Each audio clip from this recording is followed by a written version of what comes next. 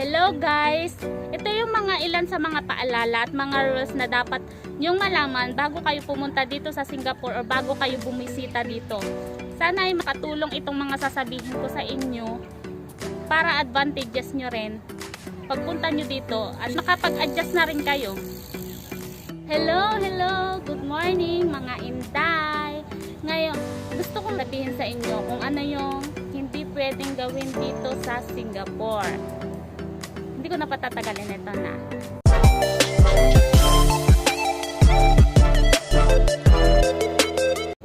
Number 1 na bawal dito sa Singapore. Kung pupunta or bibisita kayo dito, kailangan alamin nyo to. Number 1, bawal magkalat. Hindi pwedeng magkalat. Meron ditong mga may mga designated na basurahan sila dito na doon nyo itatapon yung mga basura nyo. Kahit saan meron dito sa mga park, marami sa mga building, sa baba ng building, maraming basurahan dito, kaya hindi pwedeng magkalat dito. Bawal na bawal. Kung magagawa nyo yun, pwede kayong, pag nakita kayo, pwede kayong kasuhan or magbayad kayo ng $300 hanggang $2,000. Yun. Number 2, bawal manigarilyo kung saan-saan. Meron silang designated area na pwede kang manigarilyo. Meron silang basurahan na pag nakita nyo yung basurahan na to, doon pwedeng manigarilyo kasi sa ibabaw niya merong aluminum. Tsaka meron silang ibang lugar na pwede kang manigarilyo. Hindi pwede sa kung saan-saan lang, sa public, saan. Hindi pwede. Or sa bahay mo, kung may bahay ka dito, doon lang pwede. Hindi pwede kung saan-saan. Pwede ka ring makulong or magbayad. Number 3, bawal magtinda or magnguya ng mag-chew ng gum. Bawal ang chew gum. Ang iniiwasan dito ng government ay yung kung san-san lang siya idinidikit pagka tapos na nguyain, kung san-san na lang siya dinidikit. Pwede siyang makaapekto sa pwede siyang makaapekto sa halimbawa sa mga pinto ng bus, ng MRT. Pag dumikit siya doon, pwedeng yun yung maging problema para hindi siya automatic na magbukas. Pwedeng ang dami kasi nang nagiging gastos nila pagka yung mga sasakyan na pampubliko na ang nasisira. Kaya yun ang iniiwasan nila. Sa pintuan ng lift, baka ganun din ang mangyari. Tapos, number 4, no jaywalking. Hindi pwedeng kung san-san ka lang tatawid. At saka kailangan hihintayin mo yung traffic light na mag-green. Siyempre, lahat tayo alam natin yun. Kaya lang dito, sa Pinas kasi hindi na minsan nahihintay yung ganun. Diba? Hindi na.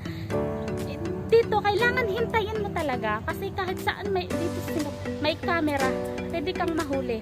Kaya kailangan hintayin mo talaga mag-green bago ka tumawid. Kailangan sumunod. At number 5, bawal dumura. Kung sa pinanggalingan mo lugar, okay lang sa'yo, dumura ka kung saan-saan.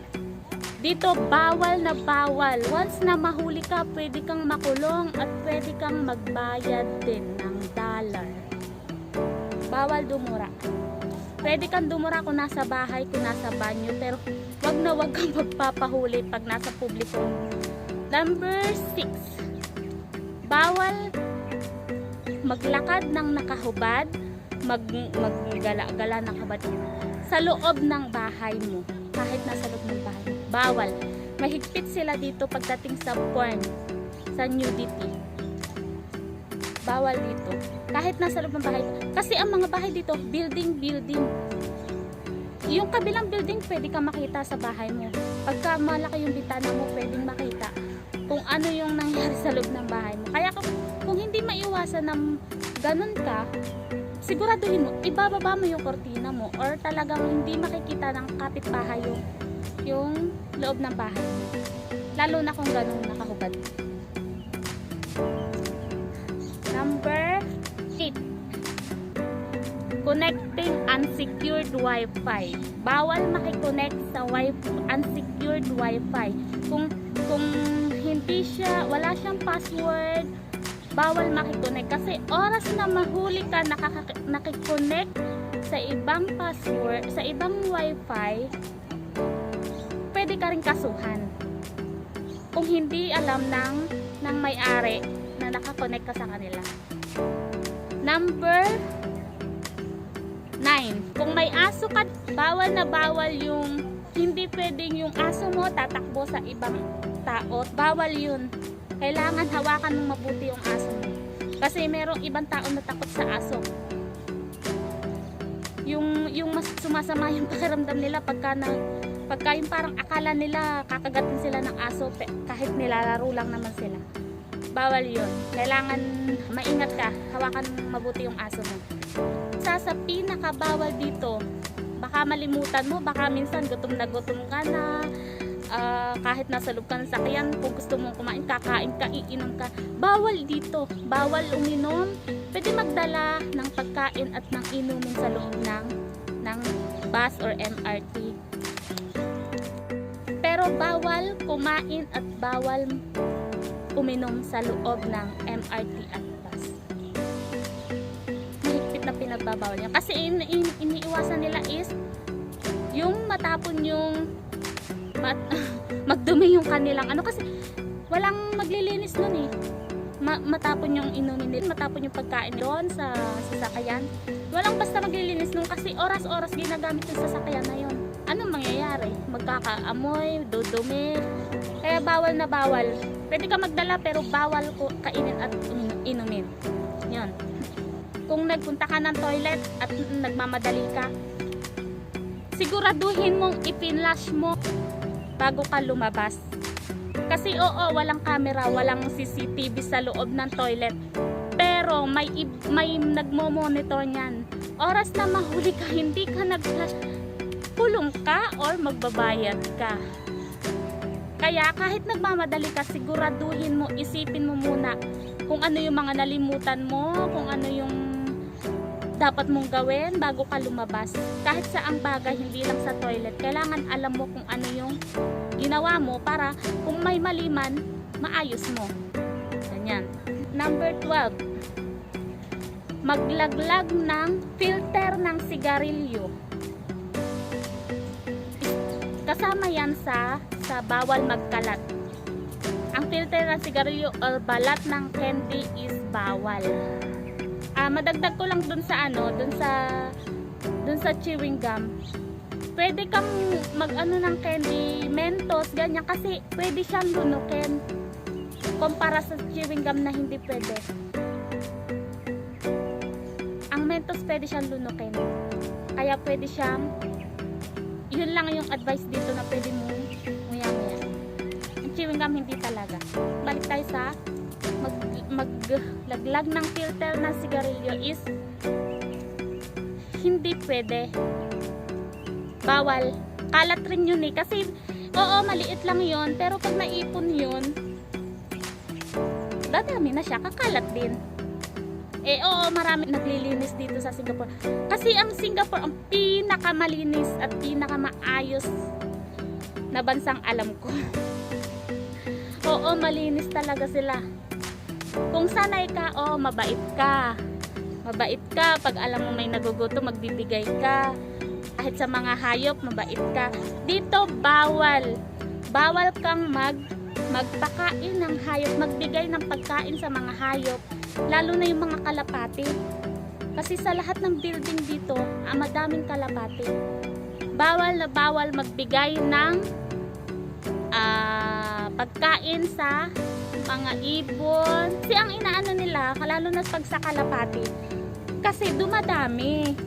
Alam nyo, pagka madaming kalapati sa isang building, halos doon na sila. Ang sampayan dito is yung kalabas lang ng bintana sa kusina. Kasi nga building, sinasampay lang doon yung stick ng kawayan na may damit. Minsan, doon tumatambay yung mga kalapati. Pag sobrang dami na nila, doon ipot sila ng ipot doon. Ang dumi. Kaya pinagbabawal kahit saan, dumudumi sila.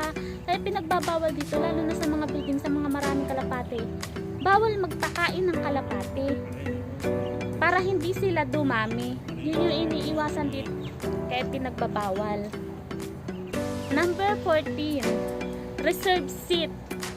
Kahit sa bus, kahit sa MRT, may reserved seat. Kahit sa mga kainan dito, kahit sa may reserved seat para sa matanda, sa buntis may kapansanan, sa may mga bata. Bawal na bawal kang uupo sa kung saan nakalagay yung reserved seat nila. Pwede kang umupo doon kung hindi masyadong madami yung pasahero. Konti lang. Pwede kang umupo doon. Pero pagka marami, may nakita kang merong matanda doon, merong buntis doon, may bata, tapos uupo ka doon, pwede kang i-report. Number 15, wag na wag kakalimutan, sinasabi ko, kung kahit nagmamadali ka, wag na wag mong kakalimutan mag-tap in at mag-tap out sa mga sasakyan, lalong-lalo na sa bus. Sa MRT, medyo alangan pang makapagdaya ka dun eh. Kasi bago ka makapasok ng MRT, magta-tap in ka muna, magta-tap out ka muna bago ka makalabas. Sa bus, pwedeng lumabas ka na dun eh. Pwede ka magdaya dun. Hindi ka mag-tap in, hindi ka mag-tap out. Pero bawal na bawal talaga. Pagka nahuli ka, may kaso ka din or magbabayad ka. Ganon dito ang batas eh. Kahit nagmamadali ka, wag na wag mong kakalimutan yan. Bawal mong kalimutang mag-tap in, mag-tap out.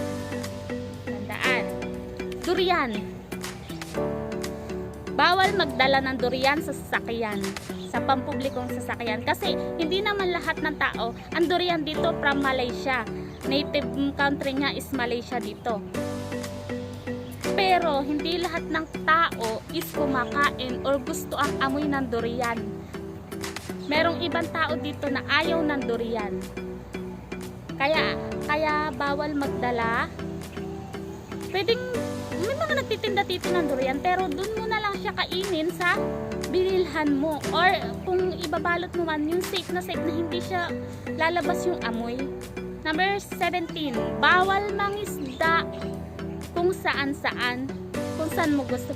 Kung sa pinanggalingan mong lugar is pag wala kang ulam, sige, hanap tayo sa ilog, at sige, mamingwi tayo, mangisda tayo. Kahit kaliit-liit ang isda, sige, kunin natin, bingwitin natin. Sa Singapore, hindi pwede yan. May mga nakasign bawal. Kung ano yung bawal, no fishing here.